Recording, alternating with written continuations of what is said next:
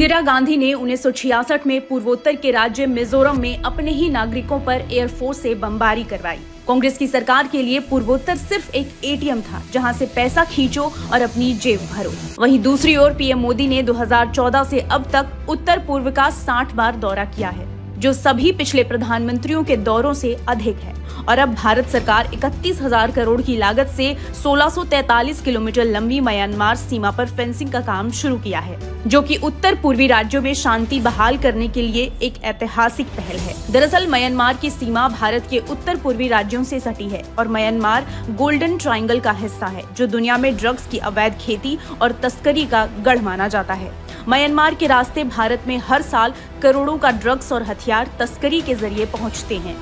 इनका उपयोग न केवल युवाओं को नशे की गिरफ्त में लाने के लिए किया जाता है, बल्कि उग्रवाद और आतंकवाद को बढ़ावा देने में भी किया जाता है। फेंसिंग न होने की वजह से कई घुसपैठिए भी फायदा उठाकर भारत में घुस जाते हैं, जिन्हें कांग्रेस, टीएमसी और आप जैसी राजनीतिक पार्टियां अपनी वोट बैंक की राजनीति चमकाने के लिए इनको यहां बसाने का समर्थन करती है, जबकि अक्सर अवैध घुसपैठियों का संबंध आतंकी संगठनों से पाया गया है। और अब फेंसिंग लगने से इन सभी गतिविधियों पर रोक लगेगी।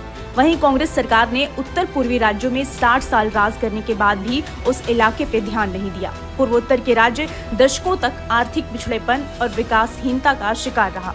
फंड्स का इस्तेमाल विकास की बजाय नेताओं की जेबें भरने में हुआ। कांग्रेस की नीतियां इतनी असंवेदनशील है कि इंदिरा गांधी सरकार ने 1966 में मिजो अलगाववादियों से लड़ने के लिए मिजोरम के आइजोल पर एयरफोर्स से बमबारी करवाई थी।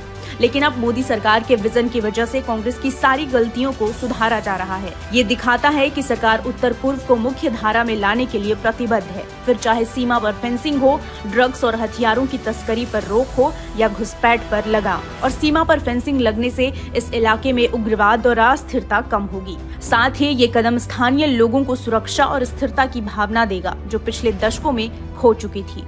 क्या आपको लगता है कि सीमा पर फेंसिंग से उग्रवाद पर लगाम लगेगी? हमें कमेंट्स में बताइए और सब्सक्राइब करें निष्कर्ष टीवी को।